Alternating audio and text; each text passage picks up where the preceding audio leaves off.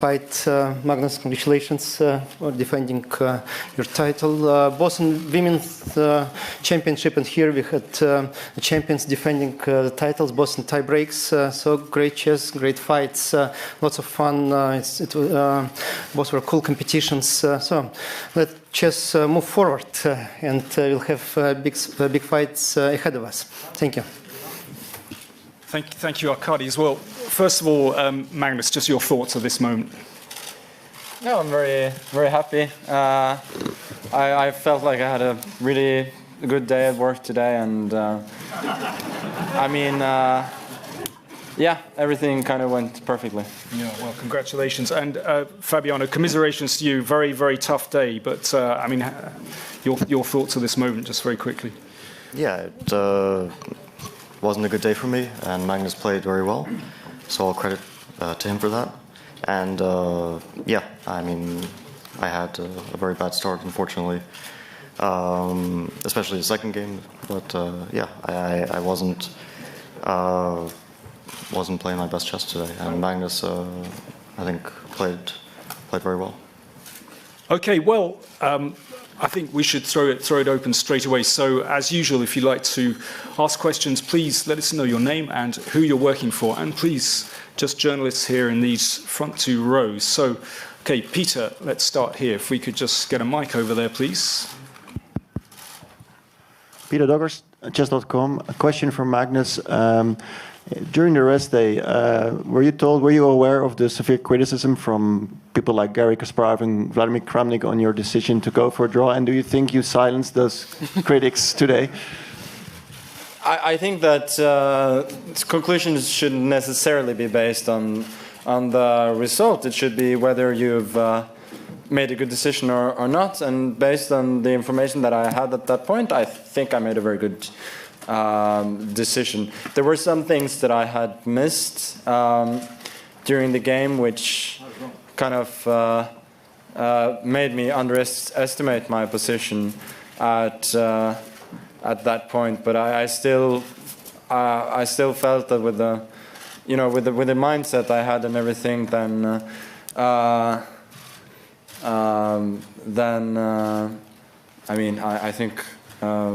I think I made the right decision, and not solely based on today, but just I think based on my chances today, it was correct. And as for the opinions of Garry and Vlad, then they're entitled to their stupid opinions. That's all I can say. Sorry, just following up on that, I'm kind of intrigued. When did you actually decide that I want to go for the tie breaks? Was that after game 10, or is it kind of in the middle of game 11, or when? Well, the opening of game 11 didn't go so well for me, and then I decided that I should at least not lose that. And after that, I had actually thought. Well, even before game 12, that if I had the slightly favorable position, more or less exactly the scenario that we had, that I was indeed going to offer him a draw. And I understand that that's not the mindset that everybody wants, but that's what I felt gave me the best chance of winning the match. Okay, next question, please, Macaulay.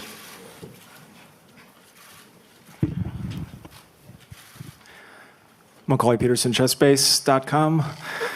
Congratulations, Magnus. I'd like both of you to address the idea of playing the tiebreak before the match as a way of reinstituting a kind of fairer draw odds, and how that would change the dynamic of the classical portion of the match. Magnus, if you want to go ahead with that. I don't know. It feels highly artificial to me, to be honest. Apart from that, I cannot say, but it seems to me it might. I don't know. It might lead to a more exciting classical phase, because you know that it's a draw after 12 games is not an option for one player, I guess, but it seems artificial to me. And besides, I think in general in chess, more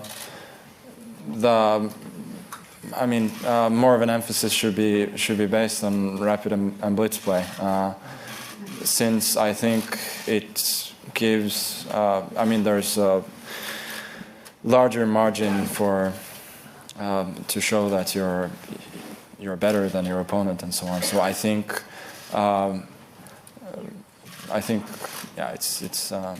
it's not unreasonable that it's a part of a world championship. Okay, let's have the next question, please. Microphone here, please. Congratulations, Magnus, for winning the world title. But my question to both the players is, Fabiano first, that how disappointed are you to miss the chances during your classical games? And Magnus, how relieved are you today to win by a very thin margin? I mean, like 3-0 in the Rapid is a good margin, but still, it's like being tied 6 each. How elevated are you? Okay, well, let's start with Fabiano. That's a very tough question to answer. I mean, obviously you're disappointed, but any regrets over the classical games? Yeah, of course, I'm very disappointed. I always considered that the main goal is not to play a world championship match, but to actually become world champion. I have some regrets about the classical portion, but I don't think that I can really be upset about it because I maybe missed like 2 big chances, and Magnus also had 2, one completely winning position and one which was close to winning. So I can't really say that I missed more chances than Magnus overall. But yeah, it came down to today. I mean, if, I was hoping to play my best chess today, but I didn't even come close to that. So. And how about you, Magnus? I mean, any big regrets within those 12 games? Any decisions you made, in the opening choice or anything really? No, I mean, nothing special. I feel like, frankly speaking, the last couple of years my game hasn't been great, and in that sense, this match was the classical portion was a step in the right direction. I think I played relatively well, and Fabiano is just a very strong player, and in classical there's really nothing to choose from at this point. So I feel like I have things to work on, clearly, but. No, I mean I don't have any regrets. I never felt great about the first game, since I felt that if I'd won that one, the match would have been very different, and I knew that there weren't going to be a lot of chances. But I feel like in general I had a very decent performance in the classicals, considering how I've played now for a couple of years. Okay, next question, please. Yes, here. If we get a mic there, please. Dylan Quersha, King Chess, the documentary. Now that the match is over, can you speak to your preparation and any special preparation that you put in, and maybe any secret seconds that you chose to prepare? Well, let's start with Fabiano. Any secret seconds, any secret helpers in your training camp that you wish to reveal? No, I think my team has been known for basically the entire year. Since the candidates, I haven't changed my team, and I would like to thank them for all the help they provided before the match, during the match. They did an amazing job and were invaluable help. But I think that my team is known. I mean, I even posted photos of pretty much everyone. So. And you, Magnus, same thing. Yeah, I'm very, very grateful to the job my team has done, both here and abroad. So they've worked very, very hard, both during the match and and before it, and given me every chance to win the match. So thank you very much. Okay, next question. Mike. MikeLineChess.com. Questions for Magnus. Congratulations. When you first won your World Championship in 2013, I think you jumped in a pool. And I don't think I've seen such an extravagant celebration since then. So I'm curious if you have any similar photo opportunities coming up tonight. And on a more serious note, does it ever get as exciting as the first time? Trafalgar Square could be an option. Fountains are good there. No, I don't know. No, it's very special for me to win this time. I feel like I played the Fabiano was the strongest opponent that I've played so far in the World Championship match, and in classical chess he has at this point just as much right as I to call himself the best in the world. So.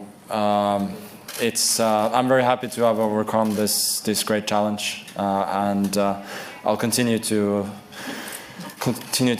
work to get better in 2 years. Ilya, you wanted to ask a question? Yeah, I wanted to ask a question, but actually not from the players, even though I wanted to say congratulations, but also from the audience. And the question is actually to Fabiano, because this championship is a little bit different. If you could, journalists in the audience, if those who are from America could raise your hands. This is probably the first time chess is so covered by American media, and it's thanks to Fabiano. So I just wanted you to see this.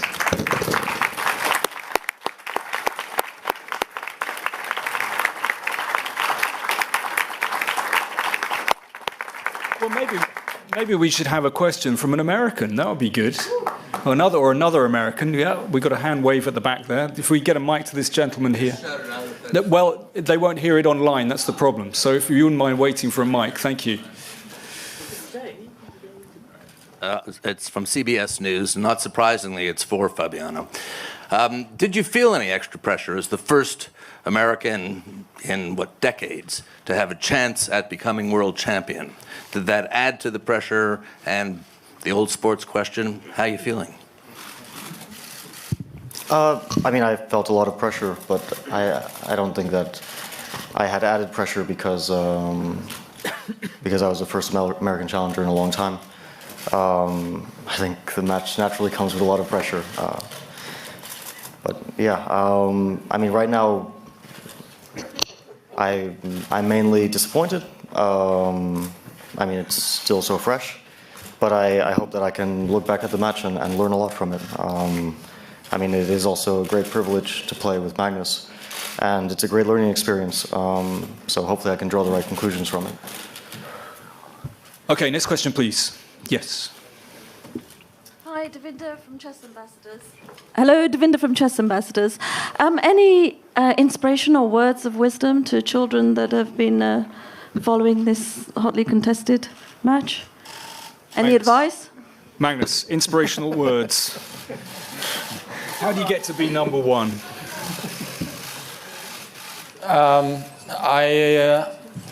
I think, just keep fighting and the reward will come in the end. Fabiano, inspirational words. Tough one at the moment. I think fighting spirit goes so far. And if you love the game, then I would definitely say you should pursue it. It's a huge struggle. No matter how good you get, it's still a huge struggle. But for anyone who sticks with chess, it's enormously rewarding as well. Yeah. Okay, love the game. That sounds good. Right, next question, please. So I'm trying to peer through the gloom and okay, let's have this gentleman here. Enrico Franceschini from La Repubblica, Italy. A question for Fabiano. Do you feel any pride? Do you feel the pride that in your other country we have for the way you played? We were all rooting for you. Sorry, Magnus.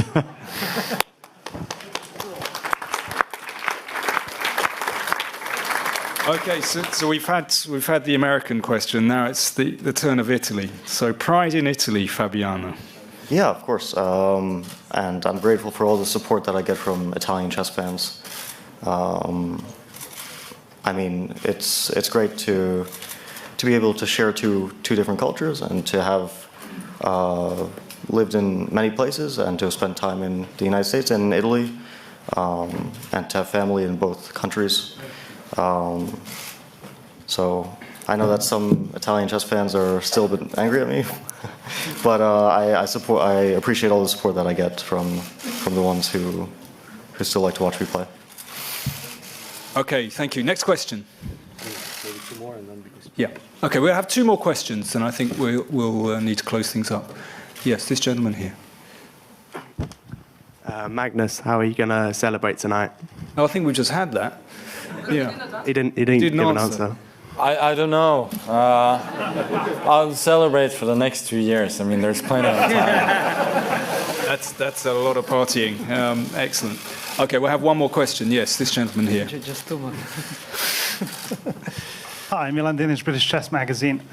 Magnus, both for Magnus and Fabi, which game was the most critical game today? Game 1 or Game 2? And second question for Magnus, had you lost today, would you have regretted offering a draw in Game 12, or are you set on that? And finally, a slightly off-color question. This is 3.5 this questions.